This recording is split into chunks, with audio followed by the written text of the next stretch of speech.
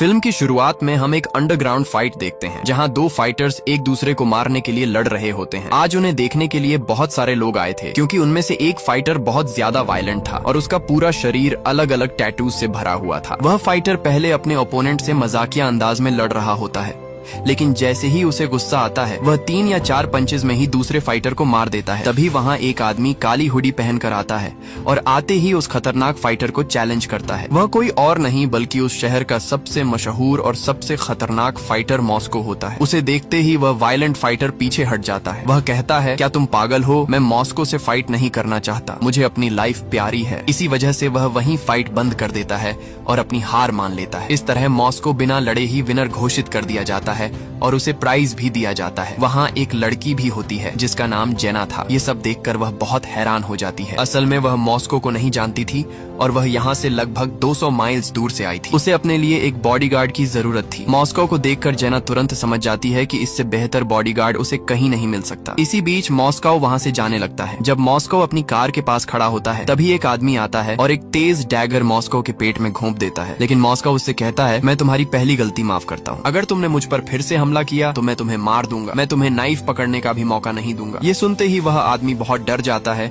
और मॉस्को को मारे बिना वहाँ से भाग जाता है। असल में किसी ने उसे मॉस्को को मारने का डील दिया था, लेकिन मॉस्को कोई आम फाइटर नहीं था। वहाँ मौजूद हर कोई मॉस्को से डरता था। इसके तुरंत बाद जेना मॉस्को का पीछा करती हुई उसकी कार के पास आती है। वहाँ मॉस्को अपने जख्म पर बैंडेज की जगह टेप लगा रहा होता है क्योंकि उस बेचारे के पास बैंडेज खरीदने के पैसे भी नहीं थे। जो पैसे उसे रिवॉर्ड में मिले थे वह उसने अपने अगले ओपोनेंट को दे दिए थे ताकि वह अगले कुछ दिन गुजार सके। जेना ने ऐसा आदमी पहले कभी नहीं देखा था, इसीलिए वह कहती है, आपका दहशत इतना ज्यादा है कि लोग आपको मुफ्त में पैसे दे देते हैं लेकिन आपके पास दवा लेने तक के पैसे नहीं है। इस पर मॉस्को कहता है, अगर तुम ज्यादा घमंड दिखाओगी तो कल का सूरज नहीं देख पाओगी। फिर वह जेना से कहता है कि टेप पकड़ो। इसके बाद वह अपने जख्म को साफ करता है और उस पर टेप लगा लेता है। जेना कहती है, मुझे माफ कर दीजिए, मैंने सोचा था कि आप लड़कियों से प्यार से बात करते होंगे, इसलिए मैं आपसे मजाक कर रही थी। इस पर मॉस्को अब सख्त लहजे में जवाब देता है और कहता है, तुम्हें मुझसे क्या चाहिए? जेना कहती है, ज्यादा कुछ नहीं, बस एक छोटा सा काम, बस आप मेरे बॉडीगार्ड बन जाइए और मेरी प्रोटेक्शन कीजिए। मॉस्को कहता है,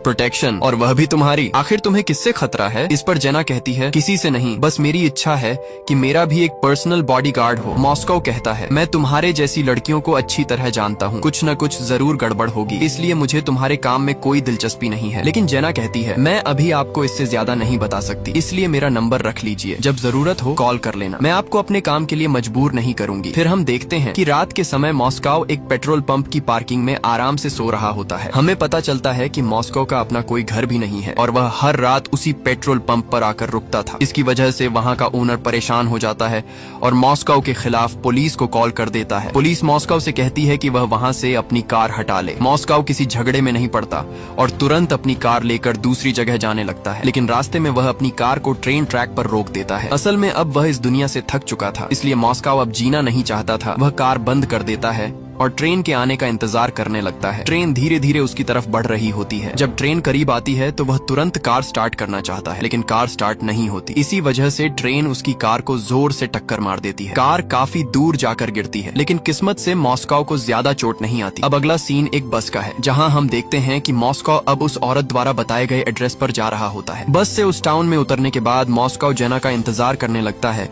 क्योंकि जेना ने कहा था कि वह बस स्टेशन पर उसे लेने आएगी, लेकिन वहाँ किसी का कोई निशान नहीं होता, इसलिए मॉस्को वहीं खड़ा रहता है। तभी सामने एक बुक शॉप से बहुत कम उम्र की एक लड़की बाहर आती है और मॉस्को से अंदर आने को कहती है। इसी वजह से मॉस्को शॉप में चला जाता है, लेकिन तभी उस लड़की का फादर वहाँ आ जाता है और उससे कहता है, बेटा तुम यहाँ क्यों आए हो? इस पर मॉस्को कहता है, मुझे रोड हाउस जाना है। वो आदमी कहता है, यहाँ से सीधे जाओ, 5 मिनट में रोड हाउस पहुँच जाओगे। इस पर मॉस्को दोनों का शुक्रिया अदा करता है और अपना लगेज लेकर पैदल ही रोड हाउस की तरफ चल पड़ता है। थोड़ी देर बाद वह रोड हाउस पहुँचता है, जहाँ हमें पता चलता है कि ये कोई घर नहीं बल्कि एक बार है। जैसे ही वह अंदर आता है वह अपने लिए एक ड्रिंक ऑर्डर करता है। बार में मौजूद सभी लोग खुशी खुशी अपना काम कर रहे होते हैं। जब मॉस्को अपनी ड्रिंक उठाता है तो उसे पता चलता है कि यहाँ ड्रिंक्स सिर्फ रात में मिलती है, इसलिए मॉस्को वहीं कॉफी लेकर बैठ जाता है और बारटेंडर से कहता है कि वह जेना से मिलना चाहता है। उस बारटेंडर का नाम लीना था। वह कहती है, जेना तुम्हारे ठीक पीछे है। जब मॉस्को पीछे देखता है तो जेना तुरंत अपनी कैबिन में चली जाती है। इसके बाद मॉस्को लीना से कहता है, आखिर मुझे यहाँ क्यों बुलाया गया है? यहाँ तो सिक्योरिटी गार्ड की जरूरत है। बॉडीगार्ड की नहीं, और यहाँ जेना की लाइफ को भी कोई खतरा नहीं है। तो क्या मैं सिर्फ यहाँ बैठने के पैसे लेने आया हूँ? इस पर लीना कहती है, तुम्हें रात में सब पता चल जाएगा। जैसे ही रात होती है वे देखते हैं कि क्लब में 2 लोग आपस में लड़ रहे हैं, जिन्हें कुछ बारटेंडर्स अलग कर देते हैं। लेकिन थोड़ी देर बाद वहाँ 7 या 8 गुंडे आ जाते हैं। आते ही वे बार में तोड़फोड़ शुरू कर देते हैं, लेकिन मॉस्को उन्हें बस मुस्कुरा कर देखता रहता है। जेना अपनी कैबिन में बैठकर ये सब देख रही होती है। फिर वे गुंडे एक पूल टेबल के पास आते हैं, जहाँ वे एक लड़की को परेशान करने लगते हैं। यह देखकर मॉस्को आखिरकार अपनी सीट से उठता है। जैसे ही वह आगे बढ़ता है, वह बारटेंडर से वहाँ से हट जाने को कहता है। यह देखकर उन गुंडों का लीडर, जिसका नाम जेसन था, मॉस्को से कहता है, देखो ब्रो, लगता है तुम यहाँ नए हो, ज्यादा हीरो बनने की कोशिश मत करो वरना मुफ्त में मारे जाओगे। लेकिन मॉस्को कहता है, ठीक है, तुम विलन हो और मैं हीरो हूँ, और तुम जान लो हीरो हमेशा विलन को मारता है। यह कहकर मॉस्को बाहर आ जाता है और वे सारे गुंडे भी उसके पीछे आ जाते हैं, क्योंकि उन्हें मॉस्को पर बहुत गुस्सा था। जैसे ही वे बाहर आते हैं, वे मॉस्को को मारने की धमकी देने लगते हैं। उनकी फाइट के दौरान बाकी लोग भी बाहर आकर खड़े हो जाते हैं। वहाँ मॉस्को जेना से कहता है, इन 2 कौड़ी के गुंडों के लिए तुम मुझे इतनी दूर से बुलाकर लाई हो, इन्हें तो कोई भी हरा सकता है। इतने में चारों तरफ से वे गुंडे मॉस्को को घेर लेते हैं, लेकिन मॉस्को जरा भी नहीं डरता और अचानक जेसन के चेहरे पर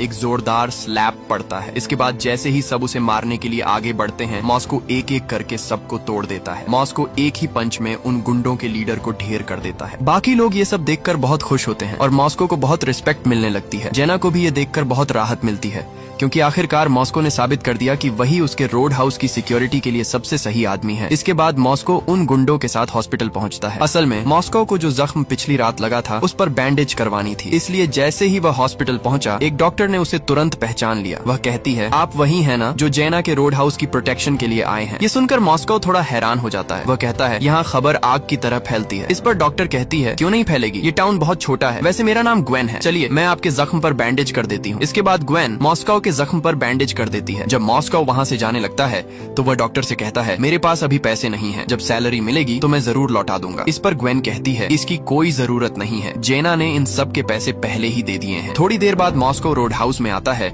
जहाँ जेना भी मौजूद होती है। जेना कहती है, आज बहुत समय बाद यहाँ के लोगों में थोड़ी प्रोटेक्शन की उम्मीद जगी है और तुम मेरे बुलाने पर यहाँ आए, इसके लिए मैं तुम्हारी बहुत बहुत आभारी हूँ। थोड़ी देर बाद रात हो जाती है और हम देखते हैं कि हमारा हीरो एक बोट में सो रहा है। ये बोट जेना की थी, जिसे उसने अब मॉस्को को गिफ्ट कर दिया था, क्योंकि मॉस्को को बोट्स बहुत पसंद है। सुबह जब मॉस्को उठता है तो लीना उसके लिए ब्रेकफास्ट लेकर आती है। लीना मॉस्को के शरीर को देखकर बहुत हैरान हो जाती है। लीना मॉस्को से पूछती है, क्या तुम्हारे कोई भाई बहन या पेरेंट्स नहीं है? इस पर मॉस्को उसे धन्यवाद कहता है और वहाँ से जाने को कह देता है। ये सुनकर लीना समझ जाती है कि मॉस्को अंदर से बहुत दुखी है और वह अपनी सैडनेस छिपाने के लिए बस हंसता रहता है। थोड़ी देर बाद ब्रेकफास्ट करने के बाद मॉस्को उसी लड़की की बुक शॉप पर आता है। उस लड़की का नाम एबी था। असल में वह अपने लिए कुछ बुक्स खरीदने आया था, लेकिन तभी हम देखते हैं कि एबी की शॉप के बाहर 2 गुंडे आए। जैसे ही मॉस्को ये देखता है, वह तुरंत एबी के पास जाता है। मॉस्को एबी से पूछता है, ये गुंडे यहाँ क्या कर रहे थे? इस पर एबी कहती है, ये हर हफ्ते हमारा पैसा लूटने आते हैं, अगर उन्हें कुछ नहीं मिलता तो बेवजह शॉप तोड़ देते हैं। ये सुनकर मॉस्को के दिल में एबी और उसके फादर के लिए बहुत हमदर्दी पैदा हो जाती है। वह एबी से पूछता है, क्या तुम स्कूल नहीं जाती? इस पर एबी कहती है, मेरे डैड के पास मेरी स्कूल फीस भरने के पैसे नहीं है, इसलिए मैं पूरा दिन यही बुक शॉप में रहती हूँ। ये सुनकर मॉस्को और भी ज्यादा भावुक हो जाता है। इसके बाद मॉस्को रोड हाउस के अंदर आता है, जहाँ बार के सभी लोग टूट फूट की सफाई कर रहे होते हैं। मॉस्को उनकी मदद करना चाहता है, लेकिन जेना कहती है, ये काम हम कर लेंगे, तुम बस अपने काम पर ध्यान दो। इसके बाद सीन बदलता है और हम एक बहुत अमीर आदमी को देखते हैं, जो अपनी बेहद महंगी यॉट पर शेव कर रहा होता है। वहीं वे गुंडे भी होते हैं, जिन्हें पिछली रात मॉस्को ने पीटे थे। वे उसी अमीर आदमी के आदमी होते हैं। उस अमीर आदमी का नाम डैरल था। शेव करते समय उसकी गर्दन पर एक छोटा सा कट लग जाता है, जिससे डैरल गुस्सा हो जाता है, लेकिन उसका एक बहुत जरूरी काम अटका हुआ था, इसलिए वह चुप रहता है। वह जरूरी काम यह था कि डैरल उस रोड हाउस पर कब्जा करना चाहता था और वहाँ एक शानदार होटल बनाना चाहता था, लेकिन जेना वह रोड हाउस बेचना नहीं चाहती थी। इसीलिए डैरल हर रात अपने गुंडे को जेना के बार में भेजता था, ताकि वे उसे परेशान करें, ताकि डर के मारे जेना वह रोड हाउस बेच दे। लेकिन जेना भी बहुत मजबूत थी, इसीलिए उसने अपनी प्रोटेक्शन के लिए मॉस्को को बुलाया था और अब मॉस्को अपना काम बहुत अच्छे से कर रहा था। अब सीन फिर से रोड हाउस पर आता है, जहाँ आज फिर 2 लोग आपस में लड़ रहे होते हैं, लेकिन जैसे ही मॉस्को बाहर से अंदर आता है, वे दोनों डर के मारे लड़ाई रोक देते हैं। दोस्तों, यहाँ हमें पता चलता है कि मॉस्को का दहशत पूरे टाउन में फैल चुका था और सब लोग उससे डरने लगे थे। इसी तरह वहाँ पूरा 1 महीना बीत जाता है और इस पूरे महीने क्लब में एक भी फाइट नहीं होती। यानी मॉस्को को बॉडीगार्ड रखना जेना का बिल्कुल सही फैसला था। मॉस्को अब बारटेंडर्स को भी अपने जैसा बना चुका था। अगर मॉस्को वहाँ ना होता तो सैमुअल और डैन खुद ही लड़ाई रोक देते थे। एक रात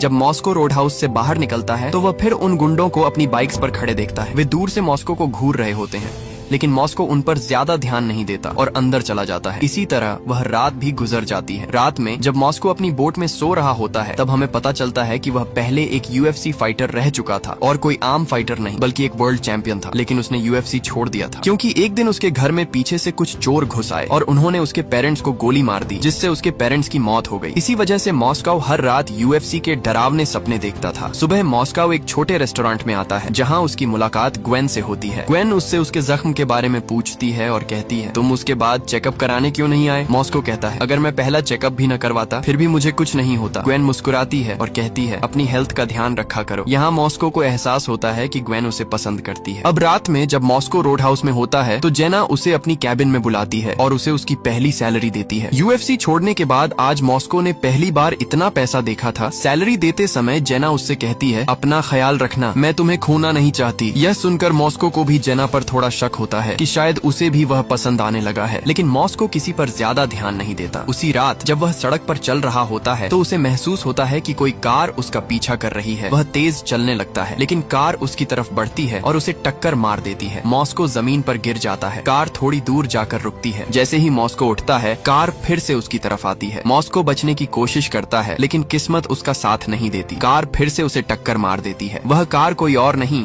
बल्कि गुंडों का लीडर जेसन चला रहा था। कार मॉस्को को लेकर ब्रिज की तरफ बढ़ जाती है। तभी जेसन और उसका साथी कार से बाहर निकल जाते हैं और मॉस्को कार के साथ पानी में गिर जाता है। इसके बाद सीन कट हो जाता है। अब हम देखते हैं कि मॉस्को अपनी बोट पर वापस आता है जहां जेसन गन लेकर उसका इंतजार कर रहा होता है, लेकिन मॉस्को बिल्कुल नहीं डरता और जेसन के ध्यान भटकने का इंतजार करता है। मौका मिलते ही मॉस्को उसे एक टेबल से मारता है और जेसन को पानी में फेंक देता है। फिर मॉस्को गन उठाकर जेसन के पास आता है, लेकिन उसका दिल साफ होता है इसलिए वह गन को पानी में फेंक देता है। लेकिन उसे यह नहीं पता था कि शोर सुनकर पानी के अंदर खतरनाक मगरमच्छ भी उसकी तरफ आने लगेंगे। इसीलिए एक मगरमच्छ जेसन को पकड़कर पानी के अंदर खींच लेता है। मॉस्को जेसन को बचाने की बहुत कोशिश करता है लेकिन जेसन अब पूरी तरह गायब हो चुका था, इसलिए मॉस्को कुछ नहीं कर पाता और वह रात इसी तरह गुजर जाती है। सुबह मॉस्को सीधे एबी की शॉप पर आता है और उसे कुछ पैसे देकर कहता है कि अपने लिए एक नया कंप्यूटर खरीदो क्योंकि इंटरनेट से तुम बहुत कुछ सीख सकती हो। एबी कंप्यूटर लेकर आती है और मॉस्को को धन्यवाद कहती है। मॉस्को खुशी खुशी एबी की शॉप से बाहर निकल जाता है। जैसे ही मॉस्को बाहर निकला उसे डैरिल का एक आदमी मिल जाता है। वह मॉस्को से कहता है, बेटा इस रोड हाउस से चला जा वरना मैं तुम्हारी उंगलियां पकड़कर तुम्हें ही दे दूंगा। लेकिन मॉस्को एक ही झटके में उसकी उंगलियां तोड़ देता है। मॉस्को कहता है, अब तुम्हें नई उंगलियों की जरूरत पड़ेगी और याद रखना मैं यहाँ से कभी नहीं जाऊंगा। जिसे बुलाना है बुला लो। ये कहकर वह हंसते हुए रोड हाउस के अंदर चला जाता है। अंदर जाकर वह जेना से कहता है, कुछ लोग मुझे यहाँ से भगाना चाहते हैं, आखिर उन्हें इससे मिलेगा क्या? इस पर जेना अब सारी सच्चाई बता देती है। जेना कहती है, एक आदमी है डैरिल, वह इस रोड हाउस को तोड़कर यहाँ एक बड़ा होटल बनाना चाहता है क्योंकि इस रोड हाउस का व्यू बहुत अच्छा है और उसका होटल बहुत फायदेमंद होगा। लेकिन यह मेरे पिता की आखिरी इच्छा थी कि यह रोड हाउस और ज्यादा कामयाब बने, इसलिए मैं इसे बेचना नहीं चाहती। इसी वजह से वे लोग तुम्हें मारने की धमकी दे रहे हैं। जेना कहती है, मुझे छोड़कर मत जाना, चाहे जो भी कीमत चुकानी पड़े। इस पर मॉस्को कहता है, चिंता मत करो, मैं अपनी पूरी कोशिश करूंगा। अब हम डैरिल को देखते हैं जिसके पास उसका आदमी आता है और कहता है, हमने उस बॉडीगार्ड को भगाने की कोशिश की लेकिन वह बहुत ताकतवर है, हम उसे हरा नहीं सकते। डैरिल कहता है, अगर हरा नहीं सकते तो क्या हुआ, उसे मार तो सकते हैं। इसी वजह से डैरिल अपने सबसे खतरनाक फाइटर जॉनसन को अमेरिका बुलाता है। जॉनसन तुरंत डैरिल के पास पहुंच जाता है। डैरिल उससे कहता है, सीधी बात करता हूँ, अगर तुम मॉस्को को यहाँ से भगा दोगे तो तुम्हें बहुत पैसा मिलेगा। अगर उसकी हड्डियां काम न करें तो उसकी जान ले लेना। इसके बदले में तुम्हें 10 गुना ज्यादा पैसे दूंगा। अगर यह भी काम न आया तो मैं तुमसे भी खतरनाक लोग बुला लूंगा। मेरे पास बहुत पैसा है। दोस्तों, जॉनसन बहुत अजीब किस्म का आदमी था। उसे किसी चीज की परवाह नहीं थी और वह बेहद खतरनाक फाइटर था। अब वह मॉस्को के पीछे पड़ चुका था। सीन फिर मॉस्को पर आता है जो रोड हाउस में बैठा होता है। तभी डैरिल वहाँ आता है और कहता है, देखो पैसा किसे नहीं चाहिए, अगर तुम मेरे लिए काम करोगे तो मैं तुम्हें मिलियनेयर बना दूंगा। लेकिन मॉस्को कहता है, अभी मेरा कॉन्ट्रैक्ट 6 महीने का है, 6 महीने बाद आकर बात करना। ये सुनकर डैरिल बहुत गुस्सा हो जाता है और चुपचाप बाहर चला जाता है। लेकिन तभी वहाँ जॉनसन की एंट्री होती है। आते ही वह चारों तरफ से रोड हाउस तोड़ना शुरू कर देता है। वह इतना खतरनाक था कि बारटेंडर्स को भी मारने लगता है। यह देखकर मॉस्को आखिरकार उठता है और उसे रोकने की कोशिश करता है। जॉनसन कहता है, मैं तो बस अपनी ताकत जांच रहा हूँ, चाहो तो तुम भी मेरे साथ अपनी ताकत आजमा सकते हो। इसके बाद दोनों के बीच जबरदस्त फाइट शुरू हो जाती है। जॉनसन बार बार कहता है कि वह सिर्फ अपनी ताकत टेस्ट कर रहा है, लेकिन जॉनसन मॉस्को पर बहुत भारी पड़ रहा था क्योंकि मॉस्को उसे जान से मारना नहीं चाहता था। इसी वजह से जॉनसन मॉस्को को पीटते हुए रोड हाउस से बाहर ले आता है और उसे लात मारता है। जब मॉस्को खड़ा होता है तो वह वहाँ से चला जाता है। जॉनसन हंसते हुए कहता है, क्या हुआ, हवा निकल गई? लेकिन मॉस्को उसकी बात नहीं सुनता। उसी समय ग्वेन भी मॉस्को से मिलने आती है, लेकिन मॉस्को उसे भी वहाँ से जाने को कह देता है और अकेला चला जाता है। इधर जेना पुलिस के साथ रोड हाउस पहुँचती है। वह रोड हाउस हालत देखकर बहुत परेशान हो जाती है। अंदर आने पर उसे मॉस्को कहीं दिखाई नहीं देता। उधर मॉस्को अपनी बोट पर अपना सामान पैक कर रहा होता है। तभी जेना वहाँ पहुँचती है और कहती है, यही है तुम्हारी बहादुरी? क्या ऐसे ही बड़े फाइटर्स बनते हैं? वह कहती है, जॉनसन तुमसे ज्यादा ताकतवर हो सकता है, लेकिन इसका मतलब ये नहीं कि तुम डर कर भाग जाओ। इस पर आखिरकार मॉस्को बोलता है। मॉस्को कहता है, अगर मैं आगे बढ़ा तो लोग मरेंगे और मैं ऐसा नहीं चाहता। जेना कहती है, तुम्हें कौन रोक रहा है? अगर केस बनेगा तो मैं तुम्हें बचा लूंगी। लेकिन मॉस्को कहता है, मैं मरना नहीं चाहता और बात सिर्फ इतनी नहीं है, अगर मुझे गुस्सा आ गया तो न जाने कितने लोग मारे जाएंगे। ये कहकर वह वहाँ से चला जाता है। जब मॉस्को टाउन छोड़ने के लिए बस स्टेशन पहुंचा तो उसने देखा कि एबी की शॉप के बाहर फायर ब्रिगेड खड़ी है। जैसे ही वह शॉप के अंदर जाता है उसे सब कुछ जला हुआ दिखता है। यह देखकर उसे बहुत गुस्सा आता है। वह देखता है कि बेचारी एबी और उसके पिता भी उसी शॉप में जल गए थे। उसे पूरा यकीन हो जाता है कि यह सब डैरिल और जॉनसन ने किया है। यह देखकर मॉस्को का गुस्सा और भी बढ़ जाता है, क्योंकि एक एबी ही थी जिसकी वह यहाँ सबसे ज्यादा परवाह करता था। इसी वजह से वह बस में जाने की बजाय सीधे डैरिल के अड्डे पर पहुंच जाता है। वहाँ उसे जॉनसन तो नहीं मिलता, लेकिन वह वहाँ मौजूद सभी आदमियों को एक एक करके मार देता है। वह सिर्फ एक आदमी को जिंदा छोड़ता है और उससे कहता है, अपने बॉस को बता देना मैं कहीं नहीं जा रहा और अब मैं तुम सबको कच्चा चबा जाऊंगा। इसके थोड़ी देर बाद मॉस्को अपनी बोट पर कुछ सामान लेने आता है। वहाँ हम देखते हैं कि उसके फ्रीजर में एक लाश रखी हुई थी। हाँ दोस्तों, अब मॉस्को किसी भी कीमत पर रुकने वाला नहीं था। जिस बात से वह डरता था कि उसके गुस्से से लोगों की जान जाएगी, वही अब हो रहा था। इसके बाद मॉस्को अपनी बोट को समंदर के अंदर ले जाता है, जो टाउन से थोड़ा दूर था। इसी वजह से जब पुलिस वहाँ पहुँचती है तो वह एक पुलिस वाले को तुरंत मार देता है। पुलिस को मारने के बाद वह फिर बीच के किनारे आता है। वहाँ से वह एक बड़े बिजनेसमैन की बोट चुरा लेता है और सीधे डैरिल की बोट की तरफ बढ़ता है। वहाँ पहुँचते ही डैरिल के आदमी उसकी तलाशी लेते हैं और उसे डैरिल के पास ले जाते हैं। मॉस्को को बहुत गुस्सा आता है। वह डैरिल से कहता है, ठीक 1 घंटे बाद तुम्हें मौत का फरिश्ता नजर आएगा। डैरिल के आदमी उसे वहीं मारने की बात करते हैं, लेकिन डैरिल कहता है, मैं भी देखना चाहता हूँ कि यह मुझे 1 घंटे में कैसे मारेगा। ये सुनते ही मॉस्को बिना सोचे रिमोट का बटन दबा देता है। उससे वहाँ जोरदार ब्लास्ट होता है और सब लोग नीचे गिर जाते हैं। मॉस्को भी नीचे उतरता है और एक एक करके डैरिल के सभी आदमियों को मारता चला जाता है। बोट में आग लग जाती है और वह डूबने वाली होती है। तभी हम डैरिल को देखते हैं, जिसने बोट पर ग्वेन को पकड़ रखा होता है। वह ग्वेन को लेकर एक छोटी बोट में बैठकर दूर भागने लगता है, लेकिन मॉस्को भी उसका पीछा करना शुरू कर देता है। डैरिल बहुत तेजी से बोट चला रहा होता है। तभी उसका ध्यान भटकता है और ग्वेन उस पर हमला कर देती है। दोनों में हाथापाई शुरू हो जाती है। बोट का संतुलन बिगड़ जाता है और वह सीधा बीच पर जाकर क्रैश हो जाती है। समय रहते मॉस्को और ग्वेन पानी में कूद जाते हैं, लेकिन डैरिल बोट के साथ किनारे पर जा गिरता है। मॉस्को जब डैरिल का पीछा करता है तो डैरिल उस पर हमला कर देता है, लेकिन मॉस्को एक ही बार में उसे नीचे गिरा देता है। डैरिल लड़ने की कोशिश करता है, लेकिन मॉस्को जैसे आदमी के लिए वह कुछ भी नहीं था। ऊपर से उसे एबी का बदला भी लेना था। जैसे ही मॉस्को डैरिल को मारने वाला होता है,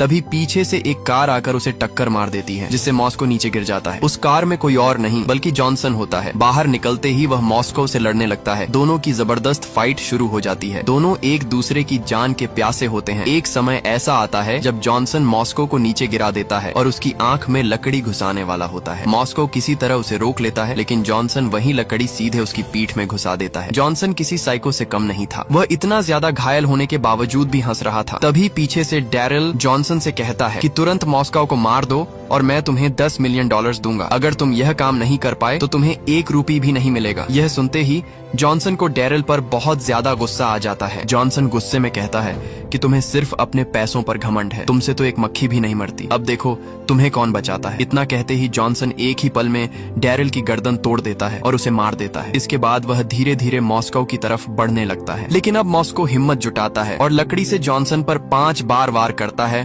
और उसे मार देता है, जिससे जॉनसन नीचे गिर जाता है। बहुत ज्यादा खून बहने की वजह से जॉनसन जल्दी ही मर जाता है। ये सब ग्वेन भी देख रहा था, लेकिन मॉस्को बिना कुछ कहे वहाँ से चला जाता है। अब क्योंकि डैरिल मर चुका था और जेना के रोड हाउस पर कोई खतरा नहीं बचा था, इसलिए जेना मॉस्को से वापस जाने को कहती है। वह कहती है कि चिंता मत करो, हर महीने तुम्हारी सैलरी तुम्हारे अकाउंट में आती रहेगी। इसी के साथ दर्द से भरी यह मूवी खत्म हो जाती है। दोस्तों, अगर वीडियो पसंद आई हो तो लाइक करें और ऐसी मूवी एक्सप्लेनेशंस के लिए चैनल को सब्सक्राइब जरूर करें।